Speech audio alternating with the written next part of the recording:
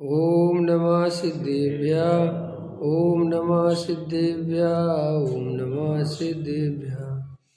मंगलमय मंगल करन वीतराग ज्ञान नमो तार जाते भई अरहंता दिमा करे मंगल करे ग्रंथ करन के काज जाते मिले समाज पावे निज पदरा इस भवतरु का मूल जानऊ विद्या ताको कर निर्मूल करिए मोक्ष मोक्ष मार्ग प्रकाशक सातवां अधिकार आश्रव तत्व का अन्यथा स्वरूप। जीव का अन्यथा स्वरूप उसमें निमित्त नैमित्तिक संबंध होने के कारण जीव देह और आत्मा का भेद ज्ञान नहीं कर पाता और वो दोनों को एक मानता है। वहाँ अपन ने ये चर्चा ली थी। अब आश्रव तत्व में क्या होता है, ये पुण्य पाप का भेद मानता है, पुण्य को अच्छा मानता है और पाप को बुरा मानता है। ये आश्रव तत्व संबंधी भूल है। उसमें दो बातें समझ लें कि एक तो संसार में जितने भी जीव हैं जिनको सम्यक दर्शन की प्राप्ति नहीं है, जो तत्व ज्ञान से रहित हैं अथवा थोड़ा बहुत स्वाध्याय में बैठते हैं, वे जीव भी वास्तव में देह और आत्मा का तो भेद ज्ञान करते नहीं, लेकिन वे आश्रव को भी नहीं पहचानते। माने हम सब लोग जैसे देखें अपने आप को, तो आप 24 घंटे में आश्रव क्या चीज़ है इसकी ओर आपका ध्यान ही नहीं है। आपको 24 घंटे आश्रव चल रहा है और आश्रव अपने आप में दुख है, बंध का कारण है, संसार है, दुख है, इस तरफ हमारा ध्यान नहीं है। हम ये शास्त्रों में से पढ़ पढ़ के बोलते हैं कि आश्रव दुख रूप है। वास्तव में आश्रव दुख रूप है कि सुख रूप है, इस तरफ हमारा ध्यान ही नहीं है। अधिकतर जीवों का सारा ध्यान, सारा योग उपयोग पर द्रव्य की क्रिया में लगा हुआ है। पर द्रव्य को अपने अनुसार परिणमन कराने में, बदलने में, जोड़ने में, हटाने में, इन्हीं सारे जगत के कार्यों में हमने अपना सारा योग उपयोग लगा रखा है। हमारे अंदर क्या क्या कसाएं चल रही हैं, क्या राग द्वेष चल रहे हैं, हम इससे क्या मिलेगा, ये आश्रव हैं, ये बंध हैं, ये संसार के कारण हैं, आपका इस तरफ बिल्कुल भी ध्यान नहीं है। इसलिए आप चाहे जो बातें करते रहते हैं, चाहे जो गप में करते रहते हैं, मजाक करते रहते हैं, बैठे रहते हैं, आपको अंदर में बिल्कुल नहीं लगता कि इससे कोई नुकसान हो रहा है या इससे ये कोई आश्रव तत्व है। क्यों कि आश्रव तत्व की तरफ हमारा ध्यान नहीं है। इसलिए ये जो पुण्य पाप संबंधी भूल है, ये पुण्य पाप संबंधी भूल तो वास्तव में उन जीवों की है जो जीव वास्तव में धर्म चाहते हैं, आत्मा की तरफ ध्यान देते हैं, स्वाध्याय करते हैं, तत्व विचार करते हैं। ये जो भूलें चल रही ना, भूल दो तरह की होती हैं। एक भूल तो वो है कि जिसमें होश ही नहीं है कि भूल क्या है, अपने लगे हैं बस वो, तुम खाओ पियो मजे करो, पूजा कराए तो पूजा कर ली, मंदिर आए तो मंदिर में आ गए, स्वाध्याय के लिए स्वाध्याय, कोई विचार ही नहीं है कि पूजा पाठ क्या चीज़ है, विषय भोग क्या चीज़ है, रुपया पैसा मकान दुकान क्या चीज़ है। अधिकतर जीव तो ऐसे हैं कि एक हाथ से रुपया पैसा जोड़ते हैं, एक हाथ से दौलत जोड़ते हैं, एक हाथ से इज्जत इकट्ठी करते हैं, और थोड़ा सा क्षोभ संज्ञान है तो दो चार शास्त्रों की बातें याद कर लेते हैं और इससे ज़्यादा बिल्कुल मतलब नहीं है। और थोड़ा दोहराते रहते हैं, संसार दुख रूप है, संसार में कुछ नहीं रखा, अरे भैया सब यहीं छोड़ के जाना है, और सच्चा सुख तो आत्मा में है, आत्मा के आश्रय से मिलेगा, संसार में कहीं सुख नहीं। लेकिन वे कोई आत्मा का आश्रय वाश्रय लेते नहीं, सिर्फ डायलॉग डिलीवरी चलती है। अंतर समझ में आया? और ये डायलॉग डिलीवरी क्यों चलती है? क्योंकि संसार में चलती आ रही है। तुम जिस कुल परंपरा में जन्मे हो वहाँ शुरू से तुम्हें बच्चों के सामने तुम बोलते रहते हो, भाई बच्चे बोल जाते हैं। जैसे ये मुहावरे होते हैं, मुहावरे तो समझते हो ना, ये मुहावरे, बाप बड़ा ना भैया, सबसे बड़ा रुपया। अब जो तुम्हारा बाप भी बोलता था तुम्हारे सामने, फिर तुम सीख गए और तुम बोलते हो तो तुम्हारा बेटा भी, तुम अभी इसमें कोई दम तो है नहीं समझ आया, बस चल रही है। ऐसे ही मोक्ष मार्ग की बातें भी परंपरा से चल रही हैं, अंदर से मोक्ष मार्ग की कोई प्यास नहीं है। वो ये सब बोलता रहता है, अरे संसार में क्या रखा जी, एक दिन तो सब छोड़ के जाना है। अरे साहब क्या रुपया पैसा धूल है, ये सब ऊपर ऊपर डायलॉग, उसको पता ही नहीं क्या बोल रहा, क्यों बोल रहा, किस लिए बोल रहा। लेकिन ये शुरू से चूंकि परंपरा में ऐसी बातें बोली जाती हैं और चलती रहती है, अरे साहब शरीर तो यहीं पड़ा जाएगा, तो मुर्दा है साहब, इसको तो एक दिन आग लगा देंगे, क्या रखा साहब, अपने को आत्मा देखो, ये सब। और अंदर में एकांत में बैठ के कोई भाव भाषण नहीं करता कि वास्तव में वो आत्मा मैं ही हूँ, ये संयोग मैं नहीं हूँ, ये संयोग मेरा स्वरूप नहीं है, ये देह मैं नहीं हूँ, ये देह की क्रिया का कर्ता मैं नहीं हूँ, ये देह अलग है, मैं अलग हूँ, मैं जानने देखने वाला तत्व हूँ। ऐसा गंभीरता पूर्वक कभी एकांत में विचार नहीं करता। अब ये जो अपन चर्चा चल रही है, जो सातवां अधिकार चल रहा है, ये सातवां अधिकार टोडरमल जी साहब सामान्य जीवों के लिए नहीं लिख रहे हैं, ये उन जीवों के लिए नहीं लिखा गया है जिन्हें वास्तव में कोई विचार नहीं है, कोई धर्म से कोई लेना देना नहीं। ये तो टोडरमल जी उन जीवों की चर्चा ले रहे हैं जो जीव स्वाध्याय में बैठते हैं, पूजा भक्ति करते हैं, तत्व विचार में भी करते हैं। उन जीवों की भूल कहाँ रह जाती है, समझ में, बारीक भूल, सूक्ष्म भूल। ये जो सातवां अधिकार है इसमें सारी चर्चा सूक्ष्म भूल, निश्चयाभासी, व्यवहाराभासी, उभयाभासी, ये सब वो जीव नहीं है जो खाने पीने बाहर में लगे हुए हैं। ये तो उन जीवों की चर्चा है सातवें अधिकार में, जैन मिथ्या दृष्टियों का विवेचन। माने जो जीव स्वाध्याय वगैरह करते हैं, प्रथमानुयोग पढ़ते हैं, चरणानुयोग पढ़ते हैं, द्रव्यानुयोग पढ़ते हैं, खाने पीने में विवेक रखते हैं, वे जीव भी आत्मा की प्राप्ति क्यों नहीं कर पाते, उन्हें आत्मानुभूति क्यों नहीं होती, उनकी भूल कहाँ पड़ी रहती है, ये चर्चा है इस अधिकार में। तो अभी अपन पहुँचे हैं आश्रव तत्व पे। तो टोडरमल जी साहब ने इसके पहले जो जीव अजीव तत्व संबंधी भूल ली, उसमें समझाया कि देह और आत्मा के बीच में इतना निमित्त नैमित्तिक संबंध घना है कि ये बार बार जीव को ऐसा लगने लगता है कि मैं इसका कर्ता भोगता हूँ। अब आ जाओ आश्रव तत्व। तो आश्रव तत्व में कह रहे कि यहाँ पे भी क्या करता है कि आश्रव को बुरा मानता है। आश्रव को क्या मानता है? बुरा। लेकिन कौन से आश्रव को बुरा मानता है? केवल पाप आश्रव, पुण्य आश्रव को बुरा नहीं मानता। ये कौन से तत्व संबंधी भूल है? आश्रव तत्व संबंधी। लेकिन ये पुण्य को अच्छा मानता है, पाप को बुरा मानता है। इसके पहले प्रश्न ये है कि आश्रव को पहचानता है? अंतर समझ में आए कि नहीं आए? कि साहब 24 घंटे जो जीव तत्व विचार करेगा ही नहीं, वो आश्रव क्या चीज है ये पहचानेगा कैसे? आपको लगता होगा कि हम तो आश्रव को जानते हैं। आप अगर आश्रव को जानते तो आश्रव का दुख लगता कि नहीं लगता है? आपकी शरीर में कोई बीमारी हो और आपको मैं जानता हूं और उसका दुख नहीं लगे, ऐसी कोई बीमारी है? वो तो बताओ।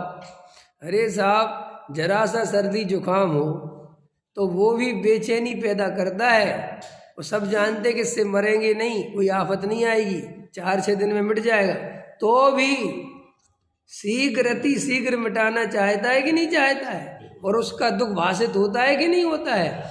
तो आश्रव दुख रूप है। ये तुम बोलते हो, लेकिन तुम्हें आश्रव 24 घंटे में कब दुख रूप लगते हैं?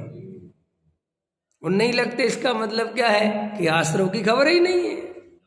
रात और दिन क्रोध मान माया लोभ चल रहे हैं, चल रही ना कसाय अंदर बह रही बिल्कुल।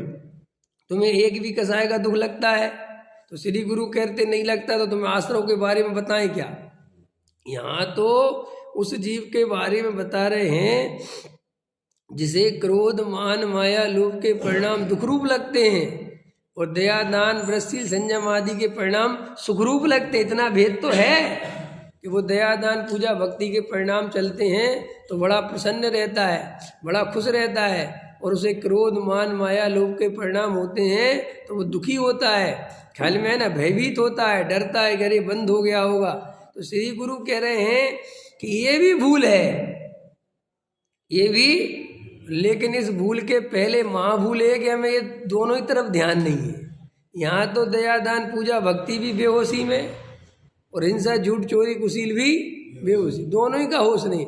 ये तो ऊपर ऊपर अपन जैसे इतना ऊपर ऊपर थोड़ा सा मोटा मोटा जान लेते हैं कि मंदिर आ गए तो पुण्य बन गया होगा।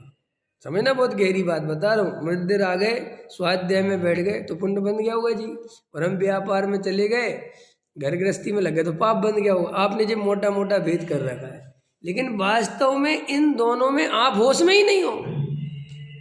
आप व्यापार में जाते हो, व्यापार में तन्मय हो जाते हो, मंदिर आते हो तो मंदिर में तन्मय नहीं होते। मंदिर में तो होश में इस टाइप के रहते हो कि मंदिर में व्यापार चलता रहता है, कहाँ जाना है आज, कौन सा रिश्तेदार आना है आज, कौन सी पार्टी आनी, ये मंदिर में तो चलता रहता है, लेकिन व्यापार में मंदिर नहीं चलता अंदर। क्योंकि मंदिर आप उतनी तन्मयता से नहीं आते, उतनी सुख बुद्धि से नहीं आते जितनी सुख बुद्धि से व्यापार में जाते हो। इसलिए लोग कहते हैं ना कि आपके दिमाग में वो चीज़ें ज़्यादा चलती रहती हैं जहाँ आपको सुख बुद्धि ज़्यादा होती है, जहाँ आपको आसक्ति ज़्यादा होती है। मंदिर में व्यापार का ध्यान तो आ जाएगा, लेकिन व्यापार में मंदिर का ध्यान मुश्किल है, और कदाचित आ जाए प्रसंगवश, कोई बात छेड़ दे, कोई ऐसा कर दे तो आ जाए, वो कोई बात नहीं है। लेकिन वास्तव में देखा जाए तो अभी हम भले ही कहते हैं कि हम पुण्य पाप मतलब अंतर करते हैं, हकीकत पूछी जाए तो पुण्य पाप में अंतर करने के लिए भी बुद्धि चाहिए, जागृति चाहिए। अभी तो हमें पुण्य कब हो जाता है, पाप कब हो जाता है, हमें यही पता नहीं चलता। हम अच्छा बुरा तो बाद में मानेंगे, नहीं समझ में आए। आप मंदिर में बैठे हो, आपको फैक्ट्री की याद आ गई, आपको अपने व्यापार की याद आ गई, परिणाम कौन सा हो गया, पुण्य के पाप।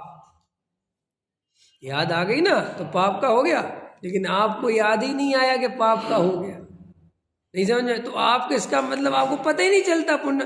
तो जब आपको पुण्य पाप पता ही नहीं चलता तो अच्छा और बुरा की भेद करने की बात ही कहाँ रही। ये तो उसे कह रहे हैं जो दया दान पूजा भक्ति करके प्रसन्न रहता है, वृत्तिशील संयम आदि पाल कर प्रसन्न रहता है, और अगर उसको हिंसा झूठ चोरी कुसीर परिग्रह के परिणाम आ जाएं तो अपने को पापी अनुभवता है, उससे दुख मानता है, तो वो श्री गुरु कहते हैं ये आश्रव तत्व संबंधी भूल है। याद आ गई, जैसे मंदिर में हाँ व्यापार किया, घर की याद आ गई। हाँ हाँ, तो ये तो ज्ञान का काम, ज्ञान हमारा जो है बराबर बराबर, उसमें आ, लेकिन वो दोष तो जब है जब हम उससे जुड़ान करें। हाँ बराबर, जुड़ान करें तो दोष का है, बराबर, कोई दोष नहीं, ज्ञान का ज्ञान में सारी चीजें आएंगी। बराबर है, बहुत अच्छा। ज्ञान का गे बन के रह जाए कोई दिक्कत नहीं, लेकिन आप नोटिस करोगे उससे जुड़ता चला जाता है जी। आप नहीं जुड़ते होगे, आपके वेद ज्ञान अच्छा है, लेकिन सामान्य जीव याद आते ही जुड़ते चले जाते हैं, प्लानिंग करने लगते हैं वहाँ बैठे बैठे। याद आ गई व्यापार की, पार्टी की याद आ गई, उसको यार वो माल दिखाना है, वो पूजा चल रही है, वो सैंपल दिखाना है। तो ये तो अब उपयोग ज्ञान का गे नहीं रहा, ये तो तुमने उपयोग लगा लिया उसमें, समझ। अंत में ज्ञान का गे क्या कहलाता है, ये अच्छा प्रश्न है, ये इसमें भी बहुत ठगे जा रहे हैं। ज्ञान का गे तब कहलाता है सहजता से ज्ञान का गे बन गया और आप हट गए वहाँ से, कोई बात नहीं, लेकिन आप जुड़ते चले गए तो वो ज्ञान का गे नहीं रहा, वो तो राग देश चालू हो गए। ये भेद कर लेना बहुत अच्छे से, ये बहुत सूक्ष्म है न। लोग ज्ञान का गे कहते रहते हैं और सोचते पर के बारे में रहते हैं, और वो कहते हैं ज्ञान का गे ज्ञान, अरे ज्ञान का गे इसको थोड़ी कहते हैं, ज्ञान का गे टोडामल जी साहब ने भी लिखा, जहाँ वीतराग भाव से ज्ञान का गे विषय बनते रहे सो वहाँ कोई दोष नहीं है। सो वहाँ वीतराग का अर्थ क्या होता है ये तो समझो कि सारे ग्राहक दिख गए, सारा व्यापार दिख गया, तो भी राग देश खड़े नहीं हुए, अच्छे बुरे की बात खड़ी नहीं हुई, तो वीतराग भाव है। और वहाँ तो तुम प्लानिंग ही चालू कर ली, तो उसे 10 रुपये वाली पीवीसी 15 की बतानी है। समझ में आया? ग्राहक नया है, अब जे क्या राग देश नहीं है कि जो वीतराग भाव है क्या? अंतर समझ में आया कि नहीं आया? तो वो और जो विशेष भेद ज्ञान करने वाले जीव हैं वास्तव में उनको ज़्यादा समझाने के लिए कुछ नहीं है। ये पता चीज कैसी है, डॉक्टर है ही मरीजों के लिए, स्वस्थ आदमी के लिए डॉक्टर का क्या मतलब है? ये जितने भी प्रवचन चल रहे हैं, जितनी भी दिव्य ध्वनि खिरी है, जितने भी ज्ञानी पुरुषों ने उद्बोधन दिए हैं, तत्व समझाया है, शास्त्र लिखे हैं, वे केवल और केवल अज्ञानियों के लिए लिखे गए हैं। ज्ञानियों के लिए कुछ लिखा ही नहीं जा सकता। क्यों? क्योंकि ज्ञानी ने तो वो काम कर लिया जिसके लिए वो बात लिखी हुई है। इसीलिए अपने अंदर भेद ज्ञान, इसलिए मैं कहता हूँ कभी भी ऐसी बातें आती हैं। अभी आपके प्रश्न से एक प्रश्न ध्यान आया, परसों के प्रवचन में मैंने कोई बात कही होगी कि छल ग्रहण कर लेते हैं जीव और परिस्थिति के बस भेद ज्ञान करते हैं। तो एक प्रश्न आया मेरे पास कि हम रोज तत्व विचार करते हैं तो परिस्थिति के कारण करते हैं कि वास्तविक करते हैं? अंदर में समझ में आया कि नहीं आया? हमने कहा इस प्रश्न में ही उत्तर है। आप देखो ना, आप परिस्थिति के हिसाब से करते हो, अपने हृदय से करते हो, क्या हृदय और परिस्थिति में अंतर नहीं दिखता क्या? आपने आप दिखेगा कि आपका कोई काम बिगड़ गया, आप भेद ज्ञान करने लगे, और काम बन गया, आप मस्त हो गए, तो परिस्थिति के अनुसार भेद ज्ञान है। और आपके यहाँ सब कुछ अच्छा चल रहा है, फिर भी आप बैठ के शांति से तत्व विचार करते हो, तो एक्चुअल है, वो वास्तविक है। और फिर मैंने कहा भी था कि जो जीव रोज तत्व विचार करते हैं, जिन्हें आत्मा की सच्ची प्यास है, वो कभी छल ग्रहण नहीं करते, कभी करते ही नहीं। चाहे शास्त्रों में लिखा भी हो कि जब विषय भोग लो, तो भी नहीं भोगते। वे शास्त्रों की दुहाई दे दे के नहीं जीते, वे शास्त्रों को पढ़ पढ़ के त्याग भी नहीं करते, क्योंकि उनका विवेक जागृत है। और जागृत विवेक में कभी भी किसी भी रूप में छल ग्रहण नहीं होता। जो काम करना है तो करना है, और नहीं करना तो नहीं करना। भरत जी को युद्ध लड़ने जाना है तो जाना है, नहीं जाना तो नहीं जाना। दीक्षा लेने का टाइम आ गया तो लेना है, कोई बात नहीं, कोई विकल्प नहीं। और जब तक नहीं लेना तो नहीं लेना। ज्ञानी कभी भी किसी भी रूप में पर द्रव्य से छल ग्रहण नहीं करते, शास्त्रों से कभी छल ग्रहण नहीं करते। ज्ञानी हमेशा जानते हैं कि भैया ये बात किस अपेक्षा लिखी है, ये बात क्यों कही गई है, किन जीवों के लिए कही गई, उसमें डरने की क्या बात। अब ये भी गलतियां होती हैं कि वक्ता कोई बात कह रहा है और वो आप पे घटित हो ही नहीं रही, वो बात वो किसी और के लिए कह रहा है और परेशान आप हो रहे। तो आपको समझ जाना चाहिए कि ये बात हमसे नहीं कही जा रही, लेकिन हम भी कभी ऐसे थे, हमारा वेद ज्ञान कच्चा था और ये चोट सही कर रहे हैं, ये इसका निकालना बहुत जरूरी है। घबराना नहीं, अंतर समझ में आए? जैसे डॉक्टर होता है, अब जिसके अंदर विटामिन की कमी उसे ही तो दवाई देगा वो। अब तुम्हारे अंदर नहीं है तो तुम कहो कि काय को दे रहे कुछ नहीं, अरे भैया तुम्हारा ठीक हो गया है, इसको अभी जरूरत है। तो ऐसे ही जो मंदिर से दुकान पे जा रहे हैं और वे जा नहीं रहे हैं, खाली ज्ञान का गे बन जाता तो भी कोई बात नहीं थी। वो क्या कर रहे हैं कि पता चला आधा घंटा की पूजा पूरी हो गई और उन्होंने पूरी पीवीसी बेच दी। समझ में आया कि नहीं आया? कपड़ा बेच दिया पूरा और पूजा पूरी। और इतने में एकदम जोर से बोला ओम ह्रीम श्री देवसात रूसम अनर्पत। अरे अर्घ पे आ गए क्या? अर्घ लाओ, फिर उसी में लौंग चढ़ा दी, फटाफट फल चढ़ा दिया, दीप चढ़ा दिया, नैवेद्य चढ़ा दी। भैया सब बराबरी कर लो। ख्याल में आया कि नहीं आया? वहाँ बराबरी करता है। तो इतनी बेहोशी में पूजा करी का मतलब क्या है कि 100% तू कहीं चला गया था। ये बिना जाए बिना इतनी बेहोशी थोड़ी हो सकती है। ज्ञान का विषय कोई पर पदार्थ बनता है तो क्षण भर के लिए बनता है। और वेद ज्ञान जिनका होता है बस खत्म, बना खत्म हो गई बात। मुनिराज को दुनिया के ज्ञान के गे बनते रहते, लेकिन मुनिराज को कोई डिस्टर्ब थोड़ी होता है। मुनिराज ऐसा थोड़ी ज्ञान का गे बन गया तो उस गे के बारे में सोचते, बन गया निकल गए। अपन रास्ते से जाते हैं, 1000 प्रकार के गे ज्ञान का गे बनते, अपन देख लेते हैं, नजर पड़ती है, ज्ञान में आ जाते हैं, आगे चले आते। अपन उसके बारे में सोचते नहीं, और उसके बारे में सोचे इसका मतलब आप जुड़ गए मतलब राग देश। अंतर समझ में आएगी नहीं है। जैन धर्म जानने का निषेध नहीं करता, जानने का निषेध नहीं करता, जुड़ने का निषेध करता है। गे को जान तो सकते हो, लेकिन उससे जुड़ोगे तो फंसोगे। जुड़ना नहीं, जानो कोई बात नहीं। तो अपने को आश्रव तत्व संबंधी भूल के बारे में ये गहराई से समझ लेना है कि अभी हमारा अंतरंग में ध्यान ही नहीं है कि क्या पुण्य है और ये क्या पाप है। ये पुण्य और पाप भी जो हम मानते हैं वो वास्तव में अधिकतर जीव बाहर की क्रियाओं से मानते हैं, अंतरंग के परिणामों से, और उससे भी ज्यादा अंदर क्या है अभिप्राय, उस तरफ सामान्य जीवों का ध्यान नहीं जाता। जैसे देखो, आप मंदिर में आए तो मंदिर में अगर आप क्रिया से पूजा कर रहे हो और भावों से आप व्यापार में लगे हो तो आपको पुण्य बन रहा होगा कि पाप? पाप बन रहा होगा, स्वाभाविक है। अब श्री गुरु कहते इसके आगे भी एक व्याख्या है।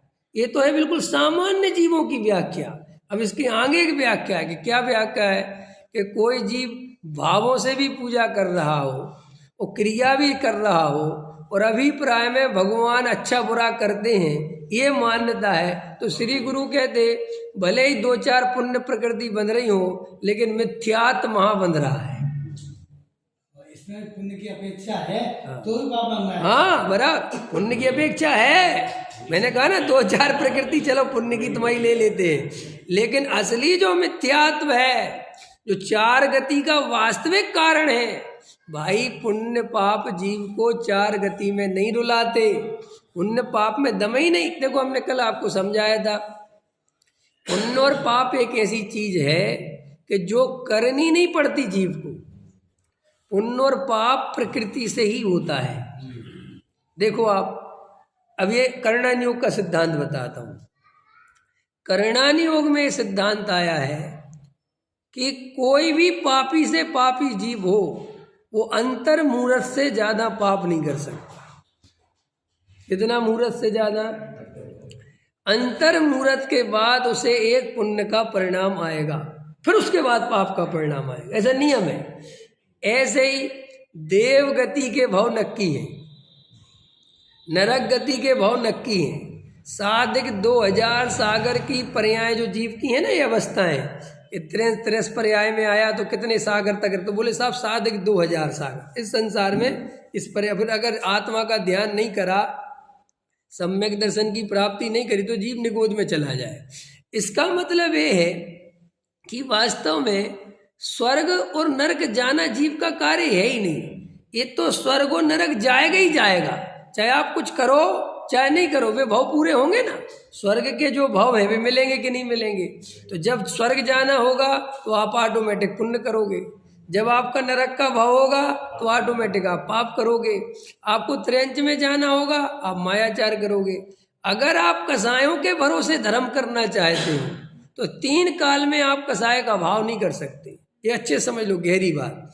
कसायों की कोई कीमत नहीं है। अच्छे अच्छे पंडित, अच्छे अच्छे महात्माओं को पाप परिणाम हो जाते हैं, जबकि उनने नियम लिया था कि हम पाप नहीं थे। तुम्हारे हाथ में है कहाँ? तुम्हारे नियम से होता क्या है?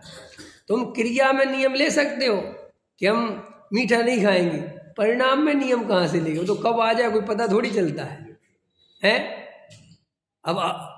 अब कितने हैं वो, देखो अपन कहानी पढ़ते ना, वो आर्यकागी और मुनि की, वो जो रुद्र की उत्पत्ति होती है, तो वो कहानी बताती ना कि दोनों भावलिंगी होते हैं, लेकिन ऐसा उदय होता है उस जाति का कि ऐसा भाव आता है, रुद्र हो जाता और वापस दीक्षा ले लेते हैं। माने उतने काल के लिए ऐसा भाव आता है। ये सब आपको ये समझाने के लिए लिखे हैं कि भाई इन सब बातों में, बाहर की चीजों में, क्रियाओं में, भावों में, इनके कर्ता तुम नहीं हो। फिर साहब हम काहे के करता हैं कि तुम इसके करता नहीं हो, ये समझ लो तुम इसके करता हो। समझ में आया कि नहीं आया? ये भाव तुम्हें इसलिए मिला है कि ये समझ में आ जाए कि हम इसके कर्ता भोक्ता नहीं है, हम ज्ञान स्वभावी आत्मा हैं और मैंने आज तक जानने देखने के अलावा कुछ नहीं किया। ये बात तुम्हें स्वीकार हो जाए, बस इसके लिए ये जन्म मिला है और कोई काम का नहीं। वहाँ की तुम्हारे हाथ में कुछ है कहाँ? काहे को परेशान होना स्वर्ग नरक की बातें? अरे भाई तुम ईमानदार बनो, तत्व के प्रति ईमानदार रहो, आत्मा से सच्चा प्रेम करो। एक हमारे मित्र हैं, उनने लिखा, अच्छा लिखा, कोल्हापुर के हैं, उनने लिखा साहब ये पुण्य पाप की बात उठाना ही बेईमानी है। बोले असली बात तो ये कि जो जीव अपनी आत्मा से असली प्रेम करेगा, सम्यक दर्शन की प्राप्ति चाहेगा, वो जीव पाप करेगा ही क्यों? वो तो अपने आप पुण्य ही पुण्य करेगा। अंतर समझ में, पुण्य करो ये बात ही ठीक नहीं है, क्योंकि लोग पुण्य के नाम पर करते पाप ही है। क्या के नाम पर? पुण्य के नाम पर। आप देखना आपके जीवन में हो सकता है वो बेस्या वाली और पंडित वाली कहानी ना हो जाए। ख्याल में है ना कि जब वहाँ पर तुम्हारा रिजल्ट आए तो तुम्हारे खाते में पाप के अलावा कुछ ना हो और तुम जीवन भर भ्रम मानते रहे। कल एक और प्रश्न आया मेरे सामने, वो भी अच्छा प्रश्न था। बोले साहब हमें ये समझ में नहीं आता कि इस जन्म में इतने पापी लोग दिखाई देते हैं और उनने जीवन भर पाप किए, ना जाने कितने कितने तरह की पाप करी, फिर भी उनके जीवन में दुख नहीं होता। अंतर समझ में आया? वे शांति से मर जाते हैं, उनको कुछ नहीं होता। इतनी बेईमानी से पैसा जोड़ते हैं और सब कुछ करते हैं और उनको कुछ नहीं होता। और दूसरी तरफ कभी कभी देखते बेचारे सज्जन पुरुष हैं, वे परेशान चल रहे हैं। ख्याल में है ना? तो हमें ऐसा लगता है कि एक पुण्य पाप होता भी है कि नहीं होता है। मन में लगता है ना कि जितने को इतने नेता बेईमान कहाँ से कहाँ बताओ, और जीते रहते हैं, मरते भी नहीं। ये नेता तो सबसे देर में मरते हैं। अंतर समझ में? नेता तुम्हें कभी भी अल्प आयु में मरते हुए नहीं दिखेगा, ये वास्तविकता है। उठा के देख लो नेताओं का रिकॉर्ड, तुम कोई भी नेता जल्दी मरता ही नहीं। ख्याल में है कि नहीं? जो नेता बन जाए, हाँ नेता बनने की रेस में मर जाए वो अलग बात है, लेकिन एक बार नेता बन गया, किसी भी क्षेत्र में बन गया, फिर वो मरता आसानी से नहीं, चिपक जाता है वो। ख्याल में है ना? हैं? अब सुनो तो, अब देखो तुम्हें ज़्यादा हंसी आ रही, ऐसा ना हो तुम बन नहीं पाए इसलिए हंस रहे हो। देखो तो क्या होता है कि वास्तविकता क्या है, इन सब चीज़ों में गहराई से विचार करो कि देखो वास्तव में पुण्य पाप इससे पता चलता है। पूछो कैसे? कितने अयोग्य आदमी योग्य पदों पर बैठे रहते हैं, ख्याल में है कि नहीं है? और कितने योग्य आदमी नीचे बेचारे चपरासीगिरी करते रहते हैं। और वो आदमी वहां से वहां पहुंच गया जिसकी कोई मतलब नहीं थी, तो 100% पुण्य है। ख्याल में है ना? क्योंकि अगर मेहनत से ही पहुंचता तो फिर ये पहुंचना चाहिए, मेहनत तो इसने ज़्यादा करी। पकड़ में है कि नहीं है? और वो वहाँ पे रह रहा है, मज़े से रह, जो भी आपको मज़े शब्द बोलना है बोलो, वहाँ पे वास्तव में ये है कि इसका है पुण्य का उदय पूर्व का। अब वो दिखता तो नहीं है, लेकिन समझ में आता है कि है। देखो हम तुम्हें कितना पुण्य का उदय समझाएं। जब जीव का पुण्य का उदय चलता है भाई साहब, जनता खिलाफ होते हुए भी अंत में वोट उसे दे देती है। और कभी कभी पाप का उदय आता है, कोई नेता बहुत बढ़िया काम करता है बेचारा, लेकिन जनता उसे इस बात से उतार देती है कि बहुत राज कर लिया। अब ये एक तर्क है, एक तर्क यही है जनता, क्योंकि आपको अंदर खाने पता नहीं जनता कैसी है। जनता किसी का सुख ज्यादा देर बर्दाश्त नहीं कर सकती। जनता एक ऐसी, इसलिए मैं कहता हूँ तुम ये मान सम्मान के चक्कर में मत फंसना। कल की व्याख्या सुनी थी कि जो आदमी तुम्हें मान सम्मान दे रहे हैं, तुम्हारे सामने झुक रहे हैं, वे कहीं ना कहीं से अंदर अपने अहंकार को नीचा करते। जब तो तुम्हारे सामने झुकते हैं तो वे तुम पे 2 आंखें लगा के नहीं रखते, 4 लगा के रखते हैं कि कहीं तो पंडित जी की कमी पकड़ी जाए और हमें कहने का मौका मिले, क्योंकि इसके सामने रोज ढोक देनी पड़ती है। तो वो ढोंक फ्री में नहीं दी जाती। ये जो महाराजों को ढोंक मिलती है ना, तो गृहस्थ पूरी नज़र रखते हैं, पानी तो नहीं पी लिया कहीं से भी। समझ में आया कि नहीं? कमंडल में हमने जितना भरा था उतना ही भरा है कि नहीं? अभी तुम जानते नहीं गृहस्थों को, गृहस्थ बड़े खतरनाक होते, क्योंकि वो नमस्कार करते ना तो मन ही मन लगता है ऐसे ही थोड़ी तुझे नमस्कार कर रहे हैं, क्या तू ठग तो नहीं रहा, ख्याल में है ना? तो नजर रखते, अब वो नजर रखते हैं तो वो बेचारा उस सम्मान के चक्कर में वो कुछ करना भी चाहे तो समाज की जो 12 आंखें हैं ना ये लगी रहती है उस पर चारों तरफ, बिल्कुल है। CBI क्या नजर रखेगी जो समाज नजर रखती है, ख्याल में? और वो जरा सा दिख गया तो वो देखो उसकी वो सारे इतने सारे गुण थे और जरा सा एक आम गुण दिख गया तो वे सारे गुणों को रखता है एक तरफ और कहता मैदान में आ, तू तो बड़ा पंडित बना फिरता है। देखो कितने जल्दी वो हो गया कि भैया एक ही तो गुण था, बेचारे में गुण तो अनंत के होंगे, बहुत नमस्कार लिया इसने मेरा। अंदर समझ में आया? समर्पण है उसका, उसके तो उसके ऊपर नजर रखना उसकी जो आप समझे ना? ये बनती है। हाँ तो सुनो तो मैं किस अपेक्षा कह रहा हूँ, मैं इस अपेक्षा कह रहा हूँ कि जनता तुम्हें मुफ्त में समर्पण नहीं देती, तो वैसे ही मत समझ रहा। तो वो नेता है ना, नेता, तो अब वो नेता जनता देखती है काम तो बहुत बढ़िया कर रहा है लेकिन 10 साल से नेता है, अब नहीं, अब किसी और को बनाओ। अब ये कोई उत्तर थोड़ी हुआ जब काम बढ़िया कर रहा है, अच्छा कर दो, कि भैया ये ही उदय हैं। जब उदय जीव के पलटते हैं, देखो तुम्हें और बताता हूँ ताकि उदय समझ में आ जाए। जी क्रिकेटर होते हैं, ये जब नए नए क्रिकेटर बनते हैं तब इनको इतना ज्ञान नहीं होता, अनुभव नहीं होता माने, और इतने बढ़िया बढ़िया खेलते हैं, सेंचुरी पे सेंचुरी ठोकते चले आते हैं और एकदम अखबारों में एकदम हवा में आ जाते, एकदम ऐसा लगता है भैया कहाँ से कहाँ पहुँच गया। और सुनो, जब उसी का पाप का उदय आता है, जबकि अब उसे हर पिच का अनुभव ज़्यादा है, हर चीज़ ज़्यादा पता है, अब वो चल नहीं पा रहा। वो बेचारे क्रिकेटर तो इतने डिप्रेशन में चले आते हैं कि हो क्या रहा है, ये हमारे साथ हो क्या रहा है। कि कुछ नहीं भैया, बस उसके लिए कोई उत्तर है कि तुम्हारी फॉर्म बिगड़ गई। तो लेकिन हकीकत बात ये है कि ये सब अपन जितने कामयाब होते चले जाते हैं ये अपने करने से नहीं होते, ये पूर्व का कोई पुण्य का उदय चलता रहता है जिससे अपने काम बहुत फास्ट बनते चले जाते। और अपन को लगता है कि जी अपनी अकल से, अपनी चतुराई से, मैंने अच्छे अच्छे चतुर को बाद में उनकी सब चतुराई फेल होते देखी कि क्यों, क्या हुआ, कि उदय पलट गया। क्या पलट गया? 1 मिनट में उदय पलट गया। ऐसे ही ये संसार जब आपको मान सम्मान दे तो आप फूल के अहंकार में मत जाओ। ये मान सम्मान 2 मिनट में पाप का उदय आए तो अपमान बनते देर नहीं लगती। और अगर तुम सम्मान में फूलोगे तो जैसे टायर में हवा भरी तो फूल गया, और फिर एक कांटा चुभाया तो निकल जाएगी, बिल्कुल बेकार हो जाए। ऐसे ही तुम अहंकार में फूलोगे तो जरा सा कोई अपमान करेगा, जरा सा कोई उदय पलटेगा और तुम अंदर बिल्कुल खोखले हो जाओगे, दीनहीन हो जाओगे। इसलिए अपने को अंदर से मजबूत होना हो तो बाहर की चीज़ों से बहुत ज़्यादा प्रभावित नहीं होना।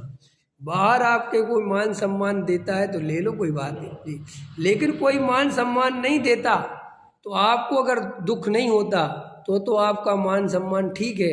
और आप मान सम्मान नहीं मिलता जिस दिन, और आपकी रात की नींद चली जाती है, तो आपको समझ लेना यही मेरे भाव को डुबोने वाला है, ये इसे यहीं मरूंगा मैं और कहीं नहीं मरूंगा, यही मेरी असली कमजोरी है। क्योंकि बताओ मैं इतना डिपेंड हो गया कि एक आदमी मुझे रोज़ नमस्कार करता है और आज नहीं करा तो मेरी नींद उड़ गई, अरे बाप रे। और अगर मुझे 50 आदमी नमस्कार, इसलिए जो नेता जो होते ना भाई साहब लड़ते रहते हैं, लगे रहते हैं। पूर्व सांसद, भूतपूर्व सांसद देखते नहीं तुम, अब बुढ़ा हो गया वो फिर भी पूर्व पार्षद, अभी तक वो मिटा ही नहीं रहा वो पूर्व पार्षद तो मिट गया, लेकिन वो घर के आगे बोर्ड लगा के रखेगा पूर्व पार्षद, पूर्व मंत्री, पूर्वे। कि भैया जी पूर्व कब हुए थे? कि मैं 30 साल पहले बना था, 15 साल तो मुझे हो गए। ये नरेंद्र नाथ था उस समय, जब ये 15 के पहले ही था, क्योंकि मैं जब दिल्ली में आया था तब से पूर्व ही पूर्व लिखा हुआ है। अंदर समझ में आया कि नहीं आया? उसके बाद वर्तमान कभी नहीं लिखा गया। लेकिन पूर्व का चस्का नहीं निकलता। भैया आपको नहीं पता, ये जैसे लिखा ना पराधीन सपने सुख नाही, लिखा ना भैया, ये पराधीनता एक चीज में नहीं है, ये समाज की सेवा, इस समाज का मेवा, इस समाज की प्रशंसा, इससे ज्यादा पराधीन चीज दुनिया में कोई दूसरी नहीं है। इसलिए तुम जिन नेताओं को देख के बड़े प्रसन्न होते हो, अरे जाके गहराई से तो देखो कि क्या गजब गजब की जिंदगी बनानी पड़ती है, क्या बेशरमपना ओढ़ना पड़ता है, गालियां सहो, जूते चप्पल सहो, लोग मुंह पे थूक दें वो भी जी जी कोई बात नहीं, अभी चुनाव तुम थूक दो मुंह पे, कहेगा कोई बात नहीं जी, ये तो हमारा भाग्य कि आपने थूक दिया। ऐसा थूक बड़ी मुश्किल से मिलता है, इन नेताओं का कुछ भरोसा नहीं ना। अरे रमेश जी कह रहे अच्छा अरे रमेश जी तुम नेता बन ही जाओ यार, तुम नेताओं की सुन के बड़े आश्चर्य, बच्चों की तरह आश्चर्य पढ़ते हो अरे जो नेतागिरी ऐसे ही है, गाली मिलती महागाली, और गाली मिलती है तब जब नेता बन जाते हो तब, और बनने के पहले तब, और बने रहते हो तब। ये तो वहाँ घुसे रहते हैं वो घरों के अंदर, और उसमें लाल बत्ती गाड़ी में बैठ जाते हैं, वो 4 6 10 गार्ड रख लेते हैं, तो ये बचे रहते हैं। न जनता जी ऐसे ही निकल जाए ना तो पीट दे पकड़ के। आपको पता है नहीं ये सुरक्षा क्यों रखनी पड़ती है नेताओं को, क्योंकि इनको पता है कि हमें जनता बिल्कुल अंदर से नहीं चाहती, और अगर हम बिना सुरक्षा के निकल गए तो पकड़ के पीट देंगे। इसलिए लाल बत्ती की 2 आगे 2 पीछे, समझ में आए, क्योंकि कई तो इतनी खार खाए बैठे रहते कि गोली मार दे, पकड़ में आए ना। ये तुम क्या सोचते हो दिन भर इसका देखो नेताओं के बारे में बताए। अब चलो तुम्हें इस पुण्य और पाप की एक व्याख्या और कर देता हूँ, मैं पहले करता था। पुण्य और पाप 2 तरह के होते हैं जो जगत में किसी को पता नहीं है, वो सिर्फ जैन धर्म में है, वो भी जैन धर्म में ही बहुत अंदर है वज्रसेन जी, सबको नहीं पता वो पुण्य पाप। अपन और हम और आप सब जो पुण्य जो बाहर से लगाते रहते, असली पुण्य पाप है, उस पुण्य का नाम है जीव विपाकी और एक है पुद्गल विपाकी। ये नई व्याख्या बता देता हूँ। जीव विपाकी जो पुण्य का उदय है वो जीव का चलता है, तो जीव बाहर से भले उसके पास चीजें कम ज्यादा हो, अंदर से शांत रहता है, उसको कहते हैं जीव विपाकी नाम का पुण्य का उदय। माने जिसमें जीव शांत है और बाहर भले भैया चीजें हैं नहीं है, सामग्री झोपड़ी है कम है ज्यादा, लेकिन अंदर बहुत आकुलता नहीं रहती। और एक है पुद्गल विपाकी नाम का पुण्य का उदय। पुद्गल विपाकी नाम कर्म के उदय में बाहर बहुत रहता है, इतने बड़े बड़े महल, रुपया पैसा, मकान दुकान, लेकिन उसका जीव विपाकी बिल्कुल कमजोर होता है, अंदर बहुत अशांत रहता है। और ये जीव विपाकी और पुद्गल विपाकी का ऐसा अंदर में मेल है कि दोनों एक साथ नहीं चलते। जिसका पुद्गल विपाकी का पुण्य का उदय चलेगा, उसका जीव विपाकी का पाप का उदय चलेगा, क्योंकि ऐसा ही निमित्त नैमित्तिक संबंध है आत्मज्ञान के बिना की दशाएं सब, कि अगर बाहर में सामग्री बढ़ती चली जाएगी, संयोग बढ़ते चले जाएंगे, पद बढ़ते चले जाएंगे, तो अंदर आकुलता भी बढ़ेगी। ये सिस्टम है। क्यों बढ़ेंगे?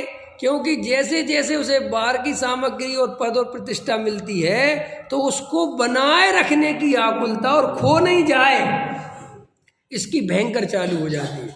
इसलिए ये जो आप सोचते रहते हो, ये जितने बड़े बड़े पदों पे नेता बड़े बड़े आपको लगते बहुत अच्छे कि देखो कि 4 ऐसी गाड़ी से निकलते हैं, 4 गाड़ियाँ आगे 4 गाड़ियाँ पीछे, जब वो निकलते हैं तो एक बार तो आम आदमी का मन डोल ही जाता है कि मजे तो साहब इन्हीं के हैं। पूरी रोड की रोड खाली हो जाती, कितनी अहंकार की बहुत पुष्टि होती ना, ये पूरी रोड ही खाली, वो भी अंदर बैठे रहते ऐसे देखते रहते, चारों तरफ रोड खाली हो जाती उनकी निकलने, समझिए। और जैसे उतरते हैं पुलिस वाले सलाम ठोकते हैं तो ऐसा लगता है अरे साहब नेता में तो बड़ा सुख है। लेकिन तुम्हें पता नहीं है वो उस पद का जितना मजा लेता है, उसी समय उस पद के खोने की कोई आरोप नहीं लग जाए, कोई मीडिया में गलत बात नहीं उछल जाए, कोई कुछ देख ना ले, क्योंकि काले कारनामे ही बहुत होते हैं, रिश्वत भी, दुनिया और क्या क्या होते, तो वहाँ उसकी आकुलता झेलता रहता है 24 घंटे। वो आकुलता तुम्हें दिखाई नहीं देती। इसलिए ये पुण्य के उदय में कभी सुख है ही नहीं। आपको लगता है कि पुण्य के उदय से जीव सुखी हो सकता है, 3 काल में जीव सुखी नहीं हो सकता, क्योंकि पुण्य का उदय ऐसा उदय है कि जितना बढ़ता है साथ में उतनी आकुलता बढ़ाए बिना नहीं रहता। ये पुण्य के उदय की सबसे बड़ी कमजोरी समझ। और आपको विश्वास नहीं हो तो अपने आप को चेक कर लेना। आपके पास जब 2 कमरे का मकान था, पैसा लिमिटेड था, इज्जत कम थी, ज़्यादा लोग नहीं जानते थे, तो आपकी आकुलता भी कम थी। और आपका जैसे ये दायरा बढ़ा, जैसे ही ज़्यादा लोगों से मिलना जुलना हुआ, आपके पास पैसा बढ़ा, दौलत बढ़ी, तो 100% आप देखोगे अधिकतर लोगों को तो रात की नींद नहीं आती, नींद की गोली खानी पड़ती है, खाना पचना बंद हो जाता है। अब कुछ नहीं, क्योंकि भैया ऐसा नहीं है, सम्यक दर्शन के बिना जीव का ऐसा पुण्य कभी आता ही नहीं। अच्छी सुन लो इम्पोर्टेंट बात, सम्यक दर्शन के बिना जीव का कभी ऐसा पुण्य आता ही नहीं कि उसे बिना आकुलता के भूख सके। क्या कहा, नहीं आए बात, सुन लिया? सम्यक दर्शन प्राप्त करे बिना किसी भी जीव का, चाहे पंचम काल हो, ये सब बेकार की बातें हैं, चाहे चौथा हो, चाहे कोई सा हो, सम्यक दर्शन के बिना जीव का ऐसा पुण्य का उदय नहीं आता कि वे पुण्य के उदय को बिना आकुलता के भोग सके। सम्यक दृष्टि जीव ही पुण्य को निराकुलता से भोग सकता है। मिथ्या दृष्टि जीव बेचारा बहुत मरता है, ये तुम्हें नहीं पता, इनकी हालतें देखो आप, तब आपको लगेगा कि बताओ ये जीव क्या से क्या हो रहा है। और इस पर्याय में कुछ ज़्यादा लंबा काल नहीं है, बहुत कम समय के लिए पर्याय मिली हुई है। और यहाँ तुम जो व्यर्थ के राग द्वेष करते रहते हो, आकुलता करते रहते हो, इससे नया कर्म बंद होता रहता है, और नया कर्म बंद होता रहता है वो अनंत दुख के कारण फिर बनेगा। इसीलिए बैठ के शांति से, तो ये जो टोडरमल जी साहब अपने को आश्रव तत्व संबंधी भूल समझा रहे हैं, याद रखना ये उन्हीं जीवों के लिए समझा रहे हैं जो जीव थोड़ा बहुत होश पूर्वक पुण्य और पाप करते हैं, समझते हैं, और जिनकी नजर ही नहीं है पुण्य पाप पे, वे क्या पुण्य पाप की तरफ एक मानेंगे और भेद मानेंगे। अरे भाई सुनो, गजब और खतरनाक बात कर देना, जो पूरी तरह मिथ्या दृष्टि है, अब खतरनाक है, जो पूरी तरह मिथ्या दृष्टि है वो पुण्य पाप को एक मानता है, घबराना नहीं, और जो पूरी तरह सम्यक दृष्टि है वो भी पुण्य पाप को एक मानता है। ये वाक्य समझ में नहीं आया होगा? समझ में आ गया कि पूरी तरह मिथ्या दृष्टि है, कि पूरी तरह वो मस्त ही है, उसे होश ही नहीं काहे का पुण्य और काहे का पाप। ख्याल में है? ये तो तुम रामायण सुनाते रहते हो तो ठीक है साहब, अच्छा ठीक है, उसे कुछ नहीं लेना देना, वो तो अपना बस एक वो हो गया जिसे पुण्य पाप में कोई भेद नहीं दिखता। और एक असली सम्यक दृष्टि है जो पूरी तरह होश में है, जिसे पुण्य पाप दोनों एक समान दिखाई देते हैं। समझ में, अब समझ में आ गया? हाँ, अब ये तो बीच वालों की कहानी है, अध कचरे है जो, समझ में आया? पुण्य अच्छा है जी, पाप बुरा है जी, पुण्य कर लो जी, अरे मंदिर चलो जी, कम से कम पुण्य तो बन जाएगा। ये जो अभी डरे हुए लोग हैं, जो पूरी तरह मस्त भी नहीं हो पा रहे और आत्मा में पूरी तरह व्यस्त भी नहीं हो पा रहे, ये जो त्रस्त हैं, समझ में आया? वे मस्त हैं, वे आत्मा में व्यस्त हैं, और जो बीच वाले त्रस्त हैं। जिसे कुछ नहीं आता उसे ही प्रश्न करते हैं, जिसे सब कुछ आता उसे ही प्रश्न नहीं। वैसा समझ में आया? जिसे कुछ समझ में नहीं आता उसे भी कोई प्रश्न नहीं उठता, और जिसे सब समझ में आता है उसे भी कोई प्रश्न नहीं उठता, और जिसे आधा अधूरा समझ में आता है उसे प्रश्न ही प्रश्न उठते रहते। ये बात कैसी, ये बात कैसी? और देखो, मोटी मोटी बात ये समझ लो कि आत्मा के अलावा कहीं सुख नहीं है, चाहे जितने घोड़े दौड़ा लो, और आत्मा की तरफ तुम्हारा ध्यान नहीं है, ये तुम्हारा दुर्भाग्य है। समझ में आया? तुम इधर उधर की बातों में जीवन गंवाते चले जा रहे। देखो भाई, व्यापार करना, घर गृहस्थी में रहना, बाल बच्चों के बीच में रहना, ये सब एक व्यवस्था है इस पर्याय संबंधी, लेकिन ये अपने कर्तव्य नहीं, अपने कार्य नहीं, ये अपने ध्येय नहीं, अपने उद्देश्य नहीं, ये अपने लक्ष्य नहीं, ये सब व्यवस्थाएं। अपना एकमात्र ध्येय अपना शुद्धात्मा का अनुभव होना चाहिए। एक त्रिकाली ध्रुव भगवान आत्मा की अनुभूति ही एक हमारा लक्ष्य। अरे जगत में क्या रखा, यहाँ कौन सा संयोग कब वियोग होगा, कौन सी देह कब वियोग होएगी, कौन से रोग आएंगे, कौन से शोक आएंगे, क्या पता। इसलिए जगत में इतनी बुद्धि लगाने लायक नहीं है। यहाँ पर अरबपति को हेलीकॉप्टर से ब्रेड की रोटी गिरते हुए हाथ पसारे हुए देखा है, 1 सेकंड में। भुज में जब आया भूकंप तो वहाँ पर जो अरबपति थे, अरबपति अरबों की संपत्ति के मालिक, वे हेलीकॉप्टर से ब्रेड रोटी गिरती थी तो उसको उठा के खाते थे। अभी तुम्हें जो भेद करते हो ना, गरीबों के अमीरों के, हम बड़े ऐसे हैं, प्रकृति 1 मिनट में भेद मिटा देगी, 1 मिनट में। उसी लेबर के साथ बैठ के खाओगे। समझ में आया? ये जो अभी अंदर चलता ना चौड़ापन है, लेबर लेबर लेबर, ये सब उदय जब तक नहीं पलट रहे तब तक के हैं। अभी प्रकृति का एक झटका लगे सब तहस नहस, सब गाड़ी बंगला खत्म, और पता चला उसी झोपड़पट्टी में रह रहे हो। क्या रखते हो उदय की, क्या क्या बिसात। ये प्रतिमान योग पूरे के पूरे तुम्हें यही बात समझाने के लिए लिखे गए हैं कि काय को तू अहंकार के दलदल में फंस रहा है। यहाँ कुछ भी स्थिर नहीं है। 1 मिनट में रानी थी और 1 मिनट में जंगलवासी हो गए, 1 मिनट में राजा थे और दर दर की ठोकरें खाने पर मजबूर हो गए। ये प्रतिमान योग इसलिए लिखा रहता है कि भैया तुम्हें ये समझ में आ जाए कि संसार में कहीं भी रमने लायक कुछ नहीं है, अहंकार करने लायक कुछ भी नहीं है। गहराई से विचार करो। सहजानंदे सो